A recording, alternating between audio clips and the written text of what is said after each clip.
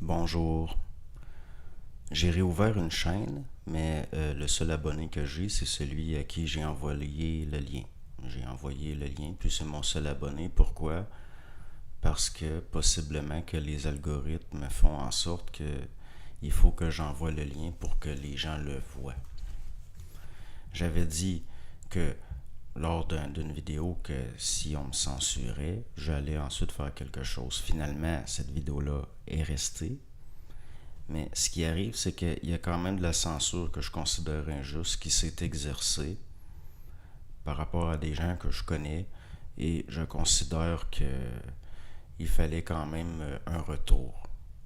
Et puis de toute façon, j'ai senti qu'il fallait que je revienne. La vidéo que j'ai faite où je parodiais certains signes de reconnaissance, cette vidéo-là concerne une autre personne qu'on voit pas, que dans le montage de M. Lévesque, qui l'a pas mis, c'est M. François Legault, qui a fait la même chose au début d'un point de presse. J'ai essayé de faire des recherches pour savoir s'il y avait cette espèce de pratique-là chez les jeunes là, concernant les bines, là, par rapport que ça fait pas plus mal qu'une bine. Puis non, je suis persuadé que c'est lié à ces choses dont j'avais pris connaissance il y a déjà plus de 20 ans. Donc, maintenant, ça concerne 4 personnes. Monsieur le Premier ministre François Legault, Madame la chef de l'opposition Dominique Anglade, Monsieur le ministre de la Santé Christian Dubé et Madame la co-porte-parole de Québec solidaire, Manon Massé. Peut-être qu'elle aime pas se faire appeler Madame, je sais pas. De toute façon, cela n'a peu d'importance maintenant et de moins en moins pour moi. Parce que je commence à être fatigué de toutes ces choses ridicules. Maintenant, nous allons commencer par M. Dubé. M. Dubé est ministre de la Santé et c'est un comptable. Aussi, au niveau de sa propre santé, je trouve qu'il a l'air bouffi. Je le soupçonne, et ce sont que des soupçons, là, je ne peux pas le démontrer, mais je pense que M. Dubé est porté sur l'alcool. Et d'ailleurs, si vous observez bien, parfois en conférence de presse, quand il lève ses mains de la table, il tremble. J'ai eu des amis gravement alcooliques et ils avaient le même symptôme le matin. Donc peut-être que je trouve ça déplorable. C'est grotesque et je trouve ça triste. Pour ce qui est de Madame Anglade, dernièrement, le président haïtien légitime a été assassiné d'une façon odieuse et j'y vois plusieurs symboliques, notamment ils lui ont retiré les globes oculaires comme pour le punir de ne pas avoir fermé les yeux. Aussi, il a été castré, ce qui me porte à croire qu'il faisait partie d'une obédience quelconque et qu'il a été traité comme un traître. Madame Anglade, qui est la fille de Georges Anglade, aujourd'hui décédé, eh bien, elle n'en a pas parlé, elle ne semble pas vouloir commenter ça. Pourtant, il s'agit d'un crime odieux. Odieux. Maintenant, Madame Massé, de Québec solidaire, en ce moment à Cuba, il y a des débordements. J'ai vu des images et à la télévision, ce ne sont pas les mêmes images que j'ai pu voir. La population est affamée et je dirais que c'est une situation qui vient d'empirer parce qu'ils ont toujours été quelque peu affamés. Et Mme Manon Massé ne commande pas ça, elle n'en parle pas, à ce que je sache. Pourquoi? Eh bien, vous n'avez qu'à faire une recherche par rapport à l'ancien co-porte-parole de Québec solidaire, M. le docteur Amir Kadir. Vous associez son nom avec Jeunes communistes ou d'autres choses de semblables et vous allez le voir sur des photos avec des jeunes gens, de jeunes gens et des drapeaux de type soviétique où c'est que Québec solidaire semble être lié à une idéologie marxiste, notamment liée aux universités et au cégep. Maintenant, M. Christian Dubé a décidé de mettre en place une loterie et il veut que des mineurs participent à cette loterie. Il demande qu'il y ait la permission des parents. Pourquoi? Parce que sinon, ce serait illégal. De toute façon, à mes yeux, ça devrait l'être.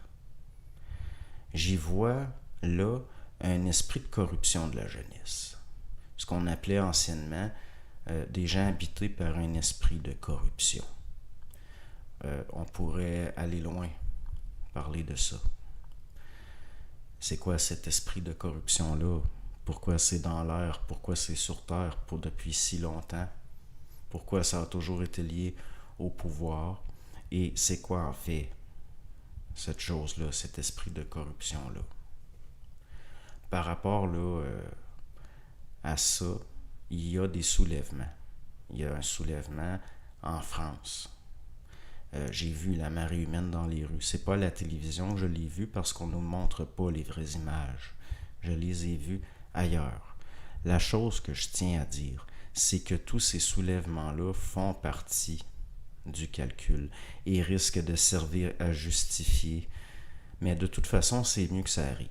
C'est mieux que ça arrive quand même à mes yeux. Il y a une loi qu'on prépare au Canada contre la haine par rapport à l'islamophobie. Ce que je vois là-dedans, c'est que nos compatriotes qui sont de confession musulmane se font servir, ils se servent d'eux.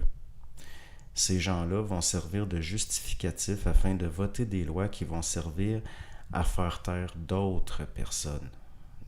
Pas les islamophobes là, seulement, puis de toute façon, bon, mais c'est de voir qu'il y a l'hypocrisie de ça, que la haine envers l'islam va servir de prétexte pour faire voter des lois encore liberticides, encore liées à de la censure.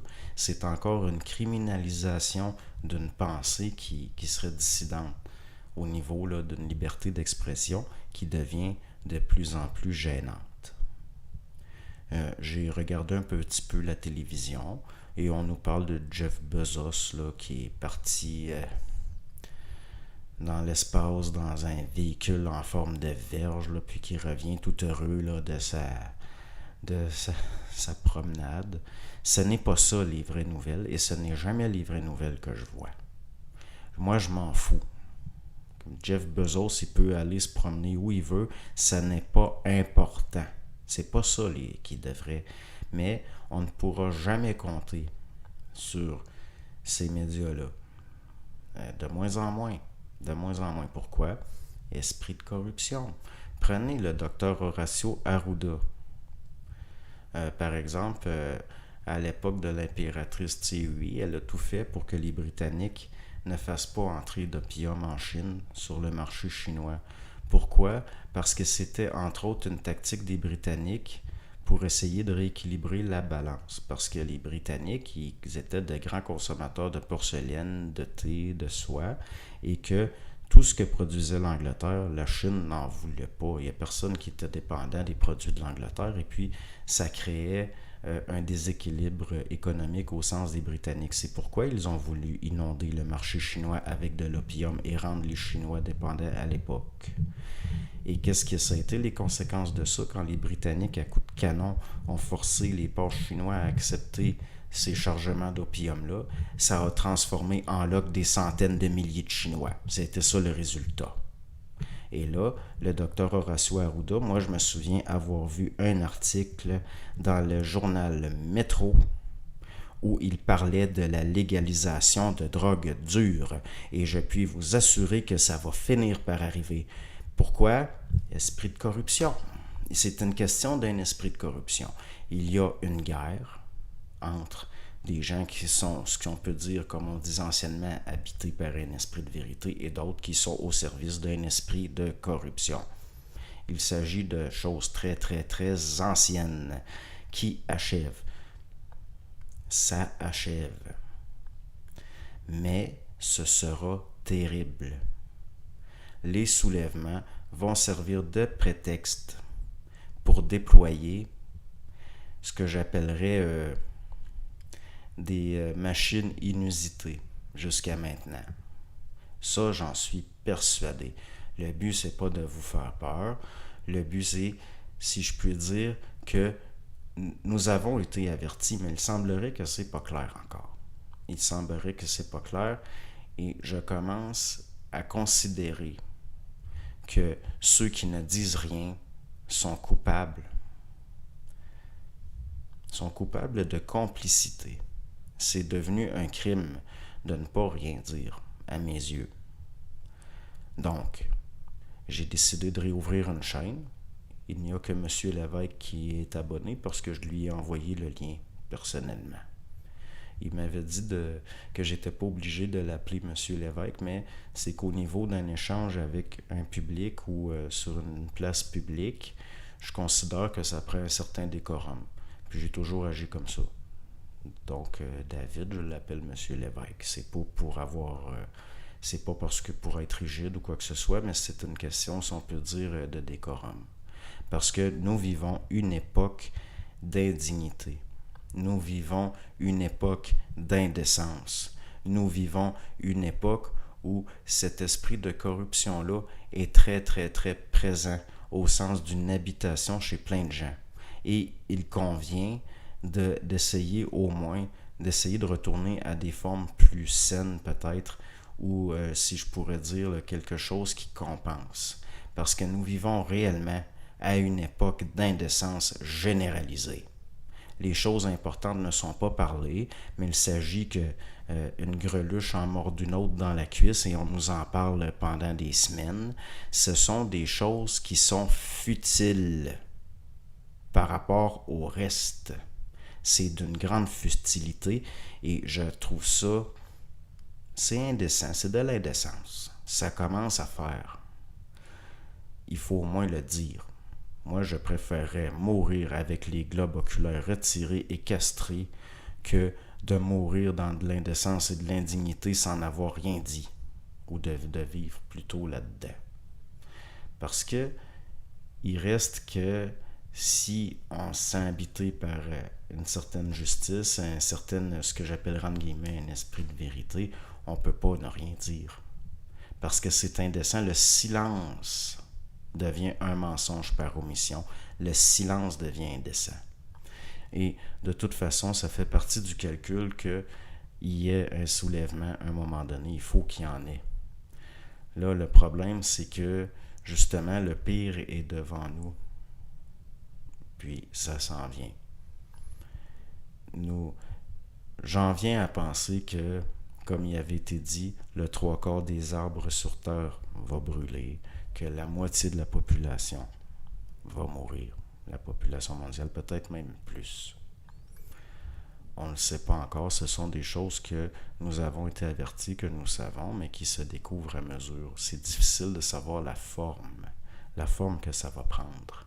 Parce que les gens qu'on appelait anciennement, si vous voulez, entre guillemets, des prophètes, qui ont canalisé ça, parce qu'il y avait une partie d'eux qui était capable d'accéder à des choses au-delà du temps et de l'espace, ces gens-là, ils savaient ce qui est au-delà de la forme. Ce qu'ils captaient, c'était entre autres au-delà de la forme. Et puis, ils l'interprétaient selon leur propre forme, au niveau de leur ego, leur psychologique à eux, en tant que, si je peux dire, entre guillemets, de canal. Mais qu'on m'accuse jamais de faire partie de cossins de nouvel âge, de choses liées au nouvel âge, parce que ce sont des choses que j'ai condamnées tout le temps. Puis dont j'ai toujours trouvé, ça fait partie de l'indécence, ça fait partie du grotesque de notre époque. Donc, si nous prenons en compte que ces forces-là ont pour père, entre guillemets, un esprit de corruption qui a été menteur et meurtrier depuis le début, eh bien, ça va être ça jusqu'à la fin, jusqu'à ce que ce soit la fin de ça. Parce que c'est une guerre à finir, c'est ça une fin de cycle. C'est pas que qu'une guerre est nécessaire ou quoi que ce soit, mais ça n'a pas le choix de prendre ces formes-là. Parce que la vie est un rapport de force et puis ça n'a pas le choix. Je veux dire, les choses évoluent souvent dans le traumatisme, malheureusement. Et les considérations humaines, ils sont sous l'emprise de choses, de principes, de lois qui vont bien au-delà de ça. Donc, maintenant, par rapport à ces gens-là, leur façon d'agir, je vous dirais que oui, il faut qu'il y ait jusqu'à un certain point des réponses et tout, mais si nous le regardons clairement, nous nous rendons compte que ces gens-là, entre autres, font pitié. C'est réellement déplorable de voir ça. Et c'est juste triste. Mais c'est possiblement que c'est nécessaire. C'est nécessaire. C'est des choses qui ont été annoncées tellement longtemps à l'avance. Donc, c'est ce que je voulais vous dire. Ma nouvelle chaîne, si jamais M. Lévesque met cette vidéo-là sur sa chaîne, il va pouvoir vous mettre le lien de la chaîne dans la description. Parce que il va falloir jouer son rôle jusqu'au bout, là, semble-t-il, parce que c'est dommage, mais nous vivons des temps programmés. Et les initiés de la connaissance vont chercher à fusionner avec la technologie, avec la matière. Et ils vont tomber en guerre avec des initiés du savoir, ce qu'on appelait anciennement, sous d'autres noms, là, comme par exemple des gens, si on peut dire là, parfois peut-être des prophètes, ou parce qu'il faut qu'il y ait une réponse. Puis il va toujours y avoir un rééquilibrement des forces, puis c'est tout à fait normal. L'important, ça va être de ne pas avoir peur, de ne pas avoir peur. Parce que comme le dit le docteur Arruda, la peur fait faire des choses qui n'ont pas de crise de bon sens. Et lui-même est un exemple de ça, puisque, à mes yeux, ils se sont servis de la peur pour nous faire des choses qui n'ont pas de crise de bon sens. Puis de toute façon, le docteur Arruda, Madame Anglade et compagnie, c'est pas pour rien qu'ils font des simagrées ridicules, comme vous avez vu. Dans une obédience ou une hiérarchie d'initiés de la connaissance, il y a une hiérarchie fermée. C'est ça les rideaux dans le temple. Les autres, ils ont des temples. Moi, mon temple, c'est ça ici. Mais eux, ils ont des bâtiments parce qu'ils se prennent pour des constructeurs. C'est pas pour rien, j'avais dit, ce ne sont pas des gens qui ont corrompu la société, ils l'ont créée. Ce sont des corrupteurs d'individus. C'est ça un esprit de corruption. Donc, je considère que là, c'est suffisant pour aujourd'hui. Et puis, comme vous, j'assiste à mesure au développement. Mais je vous avais prédit que vous seriez reconfinés presque tout de suite après l'heure du souper et que le masque allait finir par devenir obligatoire en tout temps dans la rue. Eh bien, l'automne s'en vient. L'automne s'en vient et je reste persuadé que c'est ce qui va arriver. Donc, merci. Bonne journée à vous.